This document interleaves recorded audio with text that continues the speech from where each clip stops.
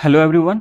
अब हम लोग एक्सरसाइज 3.1 का क्वेश्चन नंबर 1 से देखेंगे। क्वेश्चन नंबर 1 में बोल रहा है in the matrix A equal to, यहाँ पे एलिमेंट दे रखा है मैट्रिक्स ए का, right the order of the matrix. यानी इस फॉर्मेट में जब कोई भी नंबर लिखा हुआ रहता है तो इसको हम लोग मैट्रिक्स बोलते हैं। एक्चुअल में मैट्रिक्स होता क्या है और मैट्रिक्स का यूज क्या है, ये दो चीज जो है वो बहुत इंपॉर्टेंट है मेरे लिए। बस बना रहे हैं, क्या कर रहे हैं, क्यों बना रहे हैं, ये इंपॉर्टेंट है मेरे लिए। तो एक्चुअल में अगर यहाँ पे देखिए, अगर मान लेते हैं कि थोड़ा सा समझते हैं मैट्रिक्स को समझने के लिए, मान लेते कोई नंबर है मेरे पास 5 7 -3 2 है। इन चार नंबर को हम जितने तरीके से अरेंज कर सकते हैं, और वो जो अरेंजमेंट होना चाहिए वो रेक्टेंगुलर होना चाहिए। रेक्टेंगुलर कहने का मतलब, जैसे मान लेते हैं कि हम क्या करें, 5 7 -3 2, ये एक रेक्टेंगुलर अरेंजमेंट है।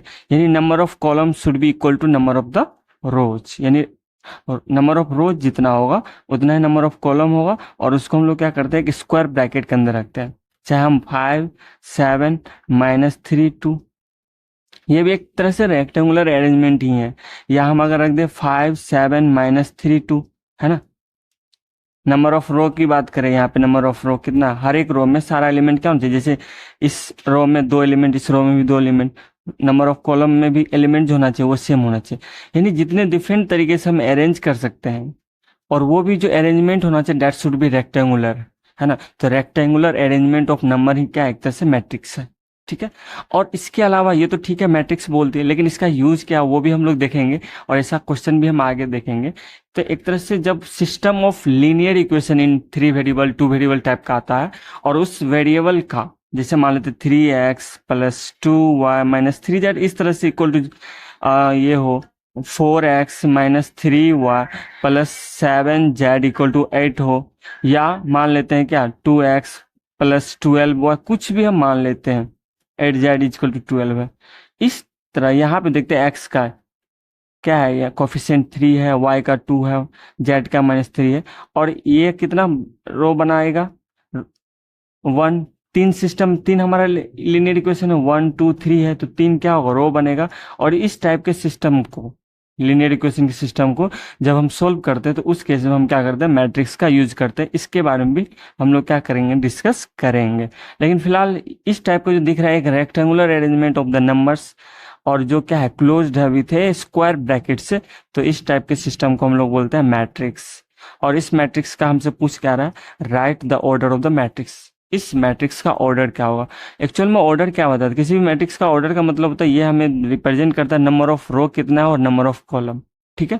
यानी मैट्रिक्स का जो ऑर्डर होता है वो होता है हमें number of rows into number of column. ये है ही नहीं, मतलब हम ये बता रहे हैं कि ये जो होता है मैट्रिक्स का ऑर्डर लिखने का मतलब, ये समझने के लिए बोले, लेकिन एक्चुअल में नंबर ऑफ रो कितना 1 2 3, तो इसको लिखते हैं 3 इंटू कॉलम कितना 1 2 3 4, तो ये ही होता है उसका ऑर्डर। यानी ऑर्डर किसी भी मैट्रिक्स का number of row into number of column को रिप्रेजेंट करता है, ठीक है। फिर उसके बाद है the number of elements. Number of elements इसमें कितना, अगर यहाँ पे देखें नंबर ऑफ रो है 3 और नंबर ऑफ कॉलम है 4, तो it means number of element हम काउंट करने की जरूरत नहीं, 3 6 9 12 होगा। यानी क्या होगा 3 × 4 = 12, यही मेरा आंसर है। यानी ये तो ठीक है ऑर्डर बताता, और ये आपका आंसर है जो क्या बताता है, नंबर ऑफ द एलिमेंट्स है। ये हम समझने के लिए लिखे हैं, और ये जो आपका क्या है, the order of the matrix है, ठीक है। नेक्स्ट है राइट द एलिमेंट्स। अब यहाँ पे समझना जरूरी है, एलिमेंट्स A13 क्या होता है, A21 क्या होता है, A33 क्या होता है, ये सारा चीज हम समझेंगे। राइट द एलिमेंट को किससे, अगर मान लेते हैं मैट्रिक्स A है और इसमें जो कुछ भी एलिमेंट है ना, इसको मैट्रिक्स A के एलिमेंट को हम लोग A क्या बोलते हैं, A11 बोल सकते हैं, A12 बोल सकते हैं, A13 बोल सकते हैं, ठीक है। फिर उसके बाद A21 A22, ये क्या लिख रहा हूँ मैं समझा रहा हूँ इसको।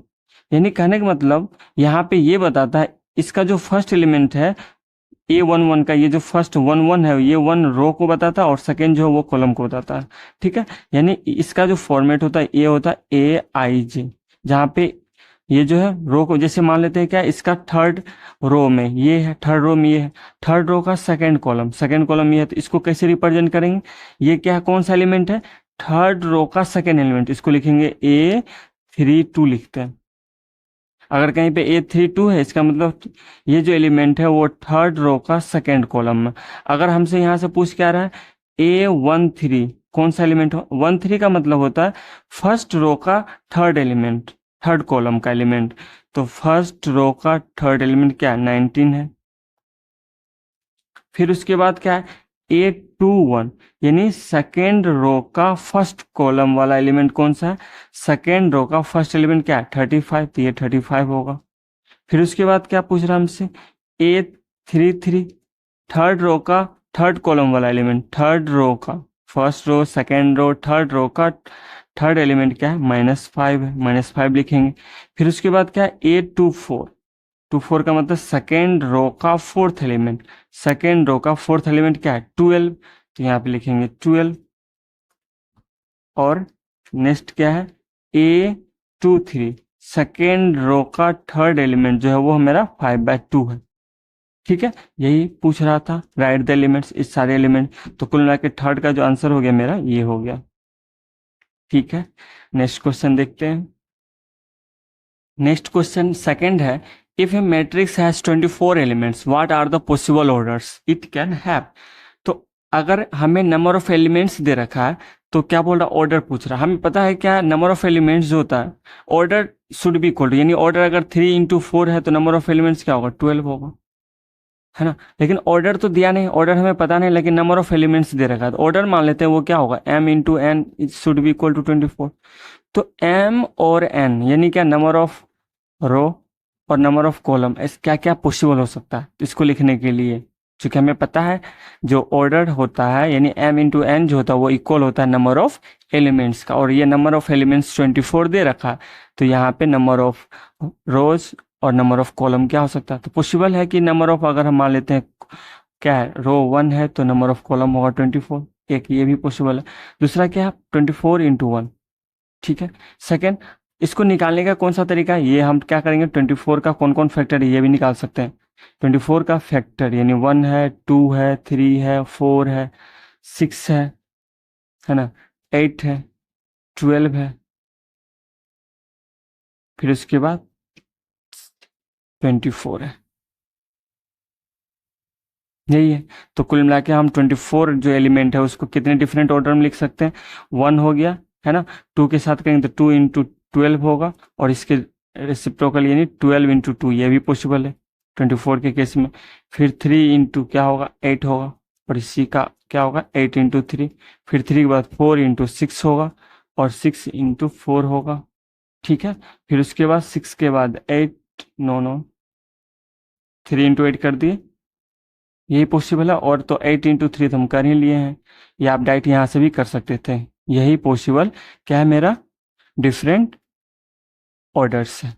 ठीक है, 1 2 3 4 5 6 7 8, ठीक है, 1 2 3 4 5 6 7 8, तो कुल मिला के इतना डिफरेंट ऑर्डर्स बनेंगे। फिर उसके बाद बोल रहा what if it has 13 element, अगर 13 एलिमेंट दिया हुआ तो m × n इक्वल टू 13, तो 13 का कौन कौन क्या है, फैक्टर है, तो 1 और 13, इसको लिख सकते हैं, क्या लिख सकते हैं, m ऑर्डर पेयर में 1 × 13 और दूसरा 13 × 1, यही क्या होगा, 2 ऑर्डर पेयर बनेगा। ठीक है, थर्ड क्वेश्चन देखते हैं, आप समझ रहे होंगे ये बहुत आसान क्वेश्चन है। आगे देखते हैं, if a matrix has 18 elements what are the possible orders, 18, तो 18 नंबर ऑफ एलिमेंट्स दिया हो, number of elements equal to m × n, यानी ऑर्डर होता है number of rows into number of column. तो यहाँ से अगर हम बात करें m और n, 18 का फैक्टर कौन कौन है, 1 है, 2 है, 3 है, उसके बाद 6 है, 9 है और 18 है। तो इसको लिख सकते हैं, 18 को लिख सकते हैं, कितने डिफरेंट ऑर्डर में लिख सकते हैं, 1 × 18, फिर 2 × यही ले लेते हैं, 1 हो गया, 2 ले लेते हैं, 2 × 9, 3 × 6, 6 × 3, 9 × 2 और 18 × 1, तो कितना बना, 1 2 3 4 5 6, जितना फैक्टर है 1 2 3 4 5 6, तो 6 इसका क्या बनेगा, ऑर्डर बनेगा। तो आपको निकालने की भी जरूरत नहीं है, आप 18 का फैक्टर निकाल दो, जितना फैक्टर होगा उतना ही नंबर ऑफ क्या होगा, इसका ऑर्डर बनेगा, 1 2 3 4 5 6, तो 6 होगा।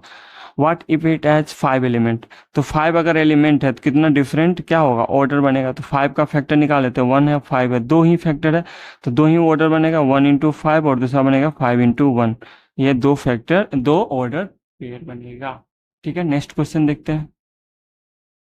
नेक्स्ट क्वेश्चन बोला है कंस्ट्रक्ट ए 2 इंटू 2, यानी ये ऑर्डर है m into n matrix where a equal to a i j, where whose elements are given by a i j equal to i plus j का square by 2। ठीक है, यहाँ पे फर्स्ट है second इस तरह से क्वेश्चन है, इसको यहाँ बनाते हैं, इसको यहाँ, यानी हमें क्या करना है, एक मैट्रिक्स फॉर्म करना है और वो ऑर्डर होना चाहिए 2 इंटू 2 का, यानी 2 इंटू 2 का मतलब नंबर ऑफ रो और नंबर ऑफ कॉलम दो दो होना चाहिए। मैट्रिक्स एज होगा वो दो रो का मतलब यहाँ बनेगा 1 1 A1 2 A2 1 A2 2। ये क्यों लिखा, क्योंकि नंबर ऑफ रो 2 होना चाहिए, नंबर ऑफ कॉलम 2 होना चाहिए, और इसको एलिमेंट कैसे लिखते हैं 1 1, यानी फर्स्ट रो फर्स्ट ये कॉलम है, ये फर्स्ट रो का सेकंड कॉलम, इसलिए A1 2 लिखे, और इसको क्या लिखे A2 1 A2 2 लिखे। ठीक है, और यहाँ पे ये क्या बोल रहा है, ये सब क्या है, इसको कॉमन बोलते हैं। ए आई जे जो है, ये ए i j equal to i plus j का स्क्वायर बाय 2, यानी कहने का मतलब इसका जो फर्स्ट एलिमेंट होगा, यानी A11 जो एलिमेंट होगा वो क्या होगा, यहाँ पे आई भी 1 है और जे भी 1 है, तो ये होगा 1 I1 प्लस जे 1 का square by 2 is equal to 1 plus 1 2 का स्क्वायर 4 बाय 2 इजक्वल टू क्या हो गया 2, यानी A11 जो हो गया 2 के बराबर हो गया। फिर उसके बाद A12 जो होगा वो क्या होगा 1 प्लस 2 का स्क्वायर बाय 2, तो ये हो गया क्या 3 का square 9 by 2 is equal to 9 by 2 ही हुआ, तो ये जो हो गया वो 9 बाय 2 हो गया। ठीक है, नेक्स्ट देखते हैं A21, ये हो गया 1 1 1 2 हो गया, ये क्या होगा 2 1, 2 1 को लिखेंगे 2 प्लस 1 का स्क्वायर बाय 2 इजक्वल टू कितना, ये 2 प्लस 1 3 का square 9 by 2 is equal to 9 by 2 ही होगा, जो क्या है 9 बाय 2 के बराबर है। फिर उसके बाद है A22 का मतलब होता है 2 प्लस 2 का स्क्वायर बाय 2, यानी 2 प्लस 2 4 का स्क्वायर 16 बाय 2 इजक्वल टू कितना 8, तो ये क्या हो गया 8। तो कुल मिला के मेरा सारा एलिमेंट निकल गया, और मैट्रिक्स इसमें जो आ जाएगा वो क्या हो जाएगा, हमें स्पेस चाहिए, हम यहाँ पे मैट्रिक्स ए के लिए लिख देते हैं, क्या होगा यहाँ पे लिख देते हैं, कोई दिक्कत नहीं होना चाहिए। ठीक है, इसका 4 एलिमेंट जो हो गया 1 1 हो गया 2 1 2 एलिमेंट हो गया 9 बाय 2, फिर ये 9 बाय 2 और यहाँ पे ये आ गया 8, मैट्रिक्स मेरा ए यही हो गया। ठीक है, कोई दिक्कत नहीं। सेकेंड देखते हैं, यहाँ पे क्या बोल रहा है, इसमें भी 4 एलिमेंट होगा, ये 4 क्या होगा A11 जो हो जाएगा A11 that will equal to 1 by 1 equal to 1 होगा।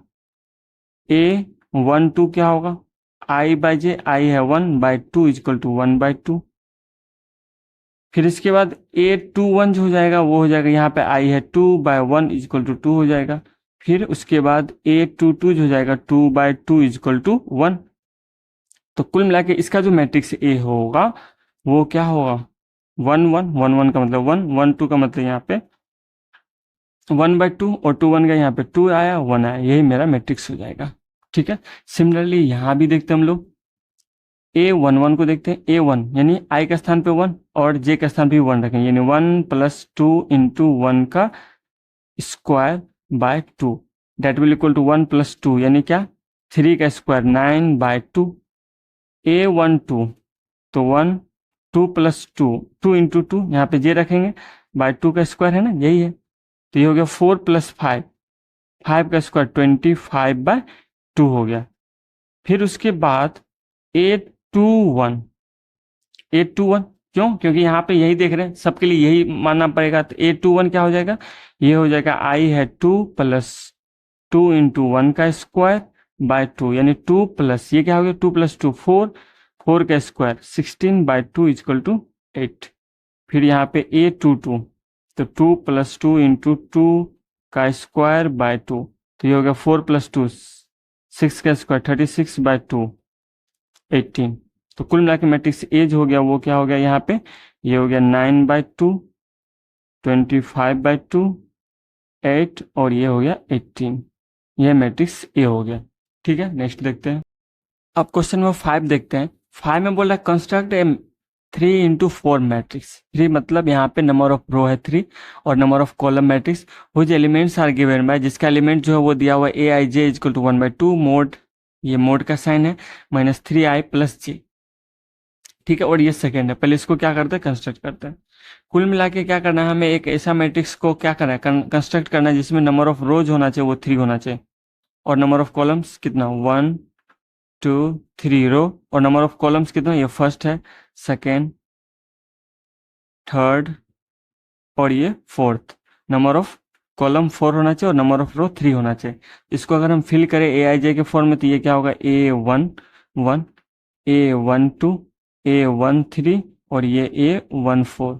ये क्या होगा, a21 a22 a23 a24। ये क्या होगा, a31 a32 a33 और ये a34। ठीक है, अब इन सारे का एलिमेंट निकाल देना, यानी क्या, a11 तो a1 यानी कहने मतलब 1/2 मोड। यहाँ पे i के स्थान पे क्या रखेंगे, 1 रखेंगे तो ये हो जाएगा -3, और j के स्थान पे 1 रखेंगे तो ये दैट इज इक्वल टू 1/2, और ये -2 हो गया। -2 का मोड जो होता है वो 2 होता है, तो 2 यानी कितना हो गया, ये हो गया 1। ठीक है, ऐसे ही सारा एलिमेंट निकालेंगे। तो यहाँ पे a12 तो 1 2 का 1, i क्या है यहाँ पे 1 है, तो यहाँ पे जब 1 रखेंगे तो ये -3 प्लस क्या हो जाएगा 2 दैट इज इक्वल टू 1/2, और इनटू कितना, इसका बाहर आएगा तो ये हो गया -1, -1 से मोड़ निकलेगा तो ये क्या हो जाएगा 1 ही होगा दैट इज इक्वल टू 1/2। ठीक है, फिर उसके बाद a13 तो यहाँ भी होगा 1/2 mod -3 plus 3 that is equal to कितना, डायरेक्ट लिख सकते हैं 0, क्योंकि 1/2 इंटू 0 0 हो जाएगा। फिर a14 के केस में क्या हो जाएगा, ये 1/2 -3 प्लस 4 और ये कितना हो गया, ये हो गया 1, यानी कुल मिला के 1/2 हो गया, है कि नहीं। ठीक है, नेक्स्ट देखते हैं, a14 हो गया। फिर a21 2 के केस में क्या होगा 1/2, और जब 3 ये रखेंगे तो ये -6 प्लस क्या होगा 1 होगा, और डेट इज इक्वल टू 1/2, और ये क्या हो जाएगा -5 बाहर आएगा तो 5 हो जाएगा, यानी 5/2 डायरेक्ट लिख सकते हैं। फिर इसके बाद a22 के स्थान पे रखेंगे तो ये हो जाएगा 1/2 मोड -6। ठीक है, और ये प्लस कितना 2 होगा, तो डेट इज इक्वल टू ये हो गया -4, यानी 4/2 इक्वल टू क्या होगा 2 होगा। ठीक है, फिर उसके बाद 2 3 तो 2 3 के लिए 1/2 मोड ये हो गया -6 और ये +3 डेट इज इक्वल टू 1/2, और ये कितना बाहर आएगा तो 3, तो 3/2 हो जाएगा। ठीक है, फिर उसके बाद ये भी मोड जैसा लग रहा है क्या, आगे हो गया a24 तो 2 के लिए क्या रखेंगे, यहाँ पे होगा -6 और +4 that will be equal to कितना हो जाएगा, ये हो जाएगा मेरा -2 तो बाहर आएगा तो 2, 2/2 इक्वल टू 1। ठीक है, तो उसके बाद देखते हैं a31 तो 31 के लिए क्या हो जाएगा, यानी 1/2 -9 + 1 डेट विल इक्वल टू ये हो गया -8 का मोड 8/2 इक्वल टू 4। ठीक है, फिर उसके बाद a32 रखेंगे तो ये भी क्या 1/2 -9 + 2 इक्वल टू हो जाएगा 7/2। ठीक है, फिर आगे देखते हैं a33 तो 33 के लिए 1/2 -9 और +3 डेट इक्वल टू कितना, ये हो गया -6, यानी 6/2 इक्वल टू कितना 3। अब उसके बाद a34 इक्वल टू कितना हो जाएगा, ये भी 1/2 मोड -9 + 4 5/2 हो जाएगा। ठीक है, तो कुल मिला के सारा एलिमेंट जो जो निकला है उसको क्या करना है, यहाँ पे हमको पुट कर देना, यही आ जाएगा अपना मैट्रिक्स। कुल मिला के ये मैट्रिक्स जो हो गया ये किसके बराबर हो गया, यहाँ पे देखते हैं a11 कितना आया 1 तो यहाँ लिखेंगे 1, a12 आया 1/2 तो ये लिखेंगे 1/2। ठीक है, a13 इक्वल टू 0 तो 0 लिखेंगे, a14 इक्वल टू 1/2 तो यहाँ लिखेंगे 1/2। ठीक है, उसके बाद a21 इक्वल टू 5/2 तो यहाँ लिखते हैं 5/2, a22 इक्वल टू 2 तो यहाँ लिखेंगे 2, 23 इक्वल टू 3/2 तो यहाँ लिखेंगे 3/2। ठीक है, और ये कितना हो गया 1 है तो 1 रखेंगे। फिर इसी तरह से ये हो गया 4, ये हो गया कितना 7/2, फिर उसके बाद 3 और ये हो गया 5/2। ठीक है, यही मेरा मैट्रिक्स ए हो गया। सिमिलरली यहाँ भी क्या करेंगे, ये जो 12 एलिमेंट जो बनेगा ना उसका सारा का वैल्यू निकाल देना। यानी ये 1 1 इक्वल टू, यहाँ भी आई है 1, जे है 1, तो 2 इंटू 1 - 1 इक्वल टू 1।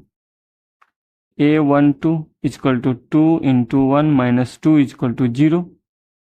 ठीक है, फिर उसके बाद A13, तो 2 इंटू 1 - 3 इक्वल टू कितना -1। A14 equal to 2 into 1 - 4 equal to -2।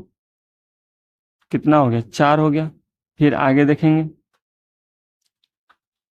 A21, तो यहाँ पे 2 इंटू 2 - 1 इक्वल टू कितना 4 - 1 इक्वल टू 3। फिर उसके बाद A22, 2 इक्वल टू होगा 2 इंटू 2 - 2 इक्वल टू 4 - 2 हो गया। फिर A23 equal to 2 into 2 - 3 equal to 1।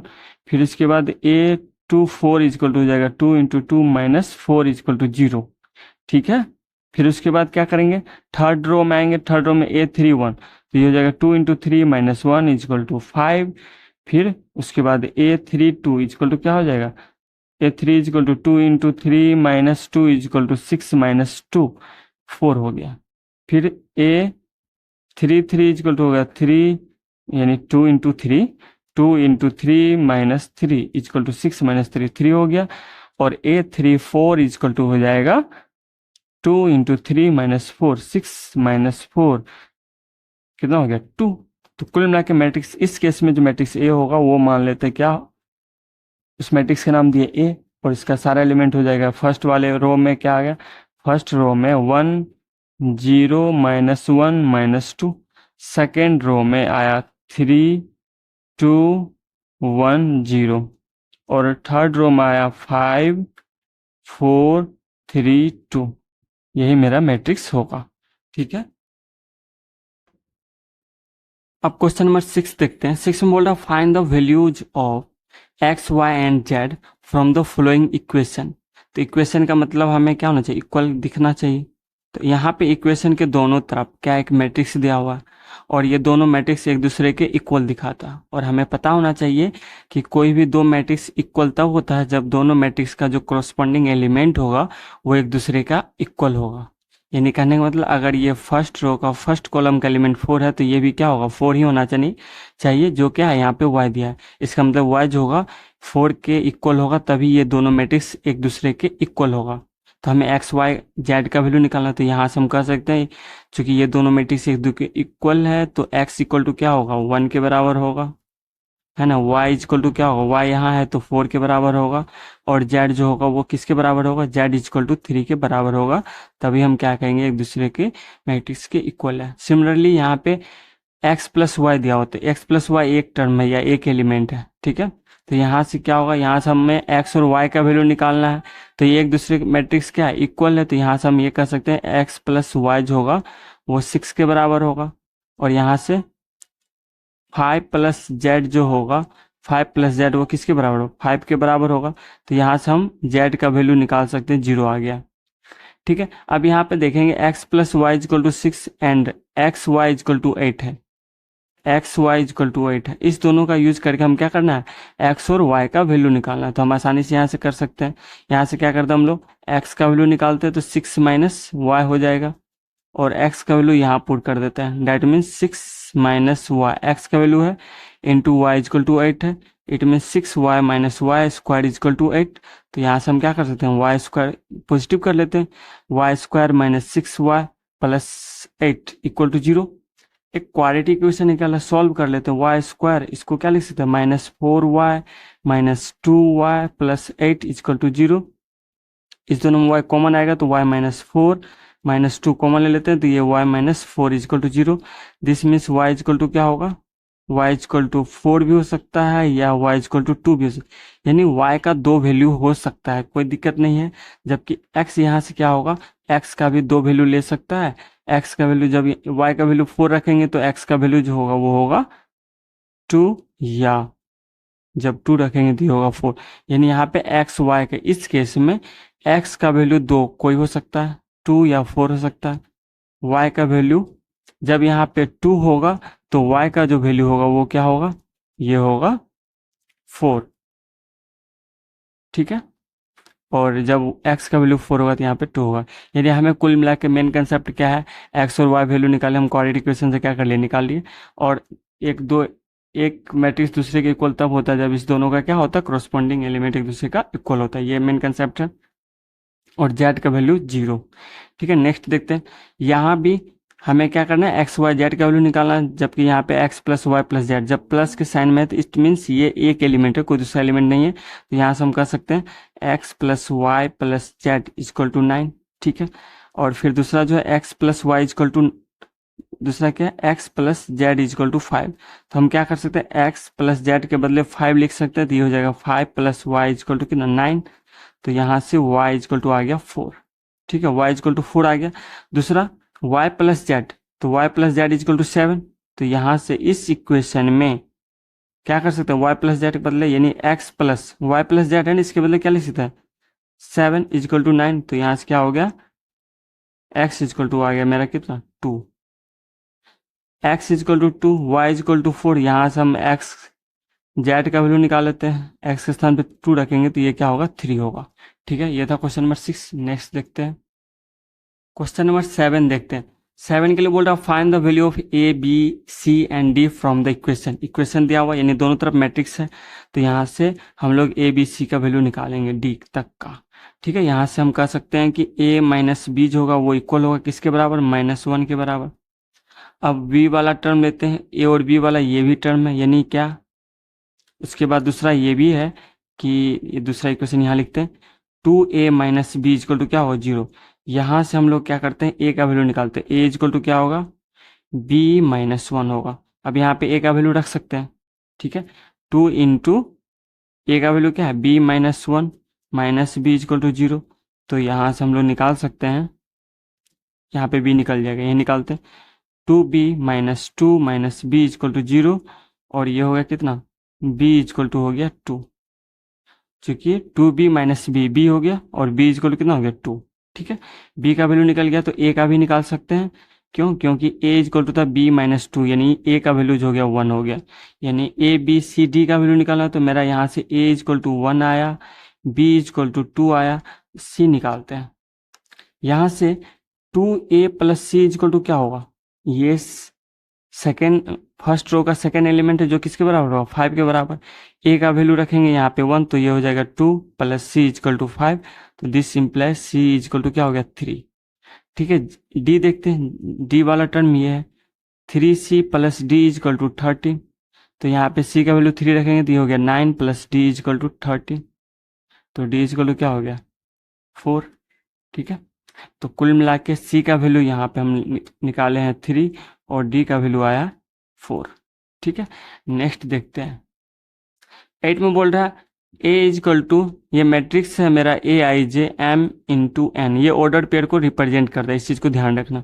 Is a square matrix. अच्छा, स्क्वायर मैट्रिक्स क्या होता है, स्क्वायर मैट्रिक्स उस मैट्रिक्स को बोलते हैं जिसका नंबर ऑफ रो इक्वल होता है नंबर ऑफ कॉलम के। ठीक है, तो हमसे क्या पूछ रहा है, if m is less than n, m is greater than n, m sorry यहाँ पे क्रॉस नहीं होगा, m इक्वल टू n, ये ऑप्शन होगा। ठीक है, एंड नॉन ऑफ दीज, कहने का मतलब ए इक्वल टू, ये जो स्क्वायर मैट्रिक्स तब होगा जब m जो होगा नंबर ऑफ रोज होगा इक्वल होगा नंबर ऑफ कॉलम के, यानी ऑप्शन नंबर सी ही इसका आंसर होगा।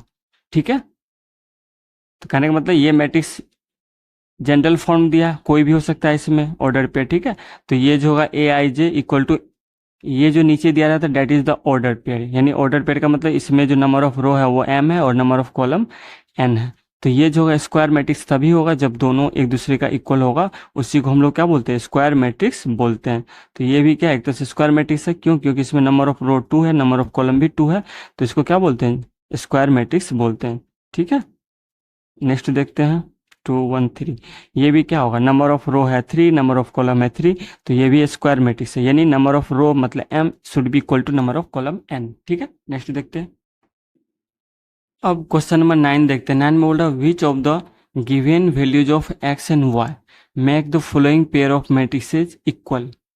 कहने मतलब एक्स और वाई का वो कौन सा वैल्यू है जिसके लिए ये पेयर जो मैट्रिक्स है वो दोनों एक दूसरे का क्या होगा, इक्वल होगा। यानी इक्वल होने के लिए हमें एक्स और वाई का वो कौन सा वैल्यू होगा वही निकालना है। तो यहाँ पे देख पा रहे हैं कि एक्स वाला टर्म इसमें है, तो यहाँ से हम लिख सकते हैं ये, चूंकि ये क्या दोनों मैट्रिक्स इक्वल इक्वल है, इसीलिए 3x+7 जो होगा इक्वल होगा किसके बराबर, 0 के बराबर। तो यहाँ से x का वैल्यू निकालेंगे तो क्या हो जाएगा, -7/3 हो जाएगा। ठीक है, देखते हैं ऑप्शन किस में है, -7/3 इसमें, इसमें नहीं है। ठीक है, दूसरे से निकालते हैं, एक और टर्म, एक और है एक्स वेरिएबल, तो यहाँ से कर सकते हैं 2 - 3x = क्या होगा, 4 के बराबर। तो यहाँ से इसको इधर ले जाएंगे तो हो जाएगा 3x पॉजिटिव में, और ये इधर जाएगा तो negative, that is equal to कितना हो जाएगा, -2 के बराबर। तो दिस मीन्स x = क्या हो जाएगा, -2/3। यानी यहाँ पे हम ये देख पा रहे हैं कि x का एक टर्म में क्या आ रहा है, -7/3 और दूसरा -2/3 आ रहा है, और क्वेश्चन भी सही है। तो इस अनुसार हम कह सकते हैं कि x का दो डिफरेंट वैल्यू नहीं होगा, इसलिए it's not possible to find. और ऑप्शन बी में ही दे दिया ये इंपॉर्टेंट टर्म, इसलिए यही इसका आंसर होगा। ठीक है, क्वेश्चन नंबर 9 का यही होगा, यानी पॉसिबल नहीं है फाइंड करना x और y का वैल्यू जिसके लिए ये दोनों मैट्रिक्स क्या होगा, इक्वल होगा, है ना। x का वैल्यू अगर -7/3 रखेंगे तो ये दोनों टर्म इक्वल तो होगा, बट ये वाला टर्म क्या होगा, इक्वल नहीं होगा। और दोनों मैट्रिक्स इक्वल होने के लिए हर एक कोरस्पॉन्डिंग एलिमेंट जो होना चाहिए एक दूसरे का क्या होना चाहिए, इक्वल होना चाहिए। तो इस तरीके से हम यहाँ पे कह सकते हैं it's not possible to find the value of x and y such that the following pair of matrix will be equal. ठीक है, 9 के बाद क्वेश्चन नंबर देखेंगे 10। ठीक है, अब क्वेश्चन नंबर 10 देखते हैं। 10 में बोल रहा है the number of all possible matrices, है ना, पॉसिबल कितना डिफरेंट मैट्रिसेज होगा ऑफ ऑर्डर 3 × 3 का विथ ईच एंट्री का मतलब उसमें जो एलिमेंट होगा वो क्या होगा, 0 एक है, 0 या 1 ही होगा, वो कितना डिफरेंट पॉसिबल मैट्रिसेज होगा। ठीक है, इससे पहले हमसे पूछा गया था question find all the possible order of the matrices, कितना different order of the matrix होगा। ऑर्डर के बारे में बात करते हैं, अगर उसमें एलिमेंट 12 दे रखा था या मान लेते हैं 13 दिया हुआ, तो हम बोले थे इसमें जो सिर्फ और सिर्फ दो ऑर्डर का हो पाएगा वो होगा 1 × 3 और 1 × 13 और 13 × 1 का, यानी दो ऑर्डर पेयर का बन रहा था। बट यहाँ पे पूछ के आ रहा है हमसे all possible matrices of order 3 × 3। 3 × 3 थोड़ा सा बड़ा सा नंबर लग रहा है, इसलिए हम लोग एक एग्जाम्पल लेंगे, 2 × 2 का समझेंगे, फिर 3 पे आएंगे। ठीक है, तो कितना डिफरेंट मैट्रिक्स होगा जिसमें एलिमेंट जो होगा सिर्फ 0 और 1 होगा। तो मान लेते हैं क्या 2 × 2 ऑर्डर पेयर के लिए यहाँ पे 4 एलिमेंट बनेगा, 2 रो 2 कॉलम का। ठीक है, और इसमें सिर्फ 0 और 1 आना चाहिए, 0 1 1 0 मान लेते हैं, है ना। ऐसा कितना डिफरेंट एलिमेंट, कितना डिफरेंट मैट्रिक्स हम क्या कर सकते हैं, फाइंड कर सकते हैं। ये जो मैट्रिक्स होगा वो इक्वल क्या होगा, डिफरेंट होगा, फॉर्म थोड़ा भी चेंज कर देंगे, किससे, 1 0 1 0, ऐसे ही और भी मैट्रिक्स बनेगा 1 0 0 0, ये भी पॉसिबल होगा। तो कुल मिला के यहाँ हमसे ये पूछ रहा है कि मैट्रिक्स जो होना चाहिए वो क्या होना चाहिए, 3 × 3 का है, यहाँ पे हम समझते हैं 2 × 2 ऑर्डर का होना चाहिए, और इसमें एलिमेंट क्या होना चाहिए, 0 या 1 ही होना चाहिए। ऐसा कितना डिफरेंट मैट्रिक्स हम लिख सकते हैं, जैसे एक हो गया, दूसरा हो गया, थर्ड हो गया, तो यही चीज़ समझेंगे। तो ठीक है, अगर आपने परम्यूटेशन कम्बिनेशन क्लास 11th का क्वेश्चन कुछ बनाए होंगे तो आप समझ रहे होंगे। ठीक है, सिमिलरली अगर हमें इसे क्या कितना डिफरेंट एलिमेंट बनेगा, हम 3 × 3 ऑर्डर का देख लेते हैं यहाँ पे, तो 1 2 3 देखेंगे, यहाँ पे हमें सिर्फ 0 और 1 ही रखना है, तो कितना डिफरेंट वे से रख सकते हैं। तो यहाँ पे हमें रखने के लिए क्या है, या तो हमें हमारे पास 0 है या 1 है, यानी 2 वेज है, यहाँ पे हमें फर्स्ट एलिमेंट पे रखने का 2 वेज है। फिर यहाँ पे रखने के लिए कितना वेज है, 2 वेज है। फिर यहाँ पे रखने के लिए हमारे पास 2 वेज है। 2 वेज का मतलब यहाँ पे 0 1 में से कुछ रख दिए, तो फिर यहाँ पे हमारे पास ऑप्शन है 0 1 रख सकते हैं, फिर यहाँ पे 0 या 1 रख सकते हैं। तो ऐसे कितने डिफरेंट एलिमेंट, कितने डिफरेंट मैट्रिक्स बनेगा, है ना। अगर 2 × 2 ऑर्डर के रखेंगे तो ऐसे क्या क्या कर सकते हैं हम लोग, 2 × 2 × 2 × 2, यानी कितना हो जाएगा, 2 2 जा 4 4 2 जा 8 8 2 जा 16 डिफरेंट हम लोग क्या कर सकते हैं, मैट्रिक्स ड्रॉ कर सकते हैं। ठीक है, 2 का पावर 4 कर सकते थे। यहाँ पे अगर हमें 2 ही एलिमेंट है तो यहाँ पे हमें रखने के लिए कितना ऑप्शन है, 2 वे है, यहाँ भी 2 वे, यहाँ भी 2 वे। अगर वहाँ पे हमारे पास, ध्यान समझेंगे इस चीज़ को, अगर 3 एलिमेंट है तो 1 2 3 से फिलअप करना है, और मैट्रिक्स हमारे पास क्या होता है, 3 × 3 ऑर्डर करा था, तो फर्स्ट प्लेस पे, फर्स्ट प्लेस पे रखने के लिए हमारे पास कितना डिफरेंट एलिमेंट है, 1 2 3, तो यहाँ पे 3 डिफरेंट एलिमेंट था, यहाँ भी 3 डिफरेंट एलिमेंट। कभी एक ऐसा भी मैट्रिक्स बनेगा जहाँ पे क्या होगा, सब का सब 1 1 1 ही हो सकता है या 0 0 0 भी हो सकता है। तो कुल मिला के ये क्या होगा, अगर हम बात करेंगे कितना डिफरेंट मैट्रिक्स बनेगा, अगर 3 इंटू 3 ऑर्डर है तो यहाँ पे डिफरेंट कितना एलिमेंट है, 9 है। तो यहाँ पे क्या होगा, 9 के लिए होगा 2 इंटू 2 इंटू 2, हर एक एलिमेंट के लिए। यहाँ 3 हो गया। फिर 4 के लिए 2 डिफरेंट वेज है यहाँ पे रखने के लिए, 2 डिफरेंट, यही आएगा 9 टाइम्स, 1 2 3 4 5 6 7 8 9। मुझे लग रहा है कि आप लोग समझ रहे होंगे। ठीक है, तो कुल मिला के क्या होगा, 2 का पावर 9 ही इसका क्या होगा, आंसर होगा। कौन सा है, 2 का पावर 9। अच्छा, तो 2 का पावर 9 क्या होगा, 81 तो होगा नहीं, 18 होगा नहीं, 27 नहीं, यानी 512 ही होगा। ठीक है, इस पे आप समझ सकते हैं। 2 इंटू 2 ऑर्डर पेयर कर लेंगे तो यहाँ पे हमारे पास रखने के लिए क्या, या तो 0 रखेंगे या 1 रखेंगे, है ना। यानी एक ऐसा मैट्रिक्स पहले 0 रख देंगे, फिर हमारे पास 2 ऑप्शन बनेगा। तो कुल मिला के इस तरह से क्या होगा, यहाँ पे रखने के लिए 2 बे है, यहाँ पे रखने के लिए 2 बे है, यहाँ रखने के लिए 2 बे, 2 इंटू 2 इंटू 2 इंटू 2, कुल मिला के हो गया 4 4 2 जा 8 2 जा 16, 2 पावर 4 इजकल टू क्या होगा, 16 होगा। अगर यहाँ पे 9 डिफरेंट प्लेसेज है तो वो क्या हो जाएगा, 2 power 9 that is equal to 512 different matrix form करेगा। ठीक है, नेक्स्ट क्वेश्चन देखिए, हो गया, लास्ट ही क्वेश्चन था ये।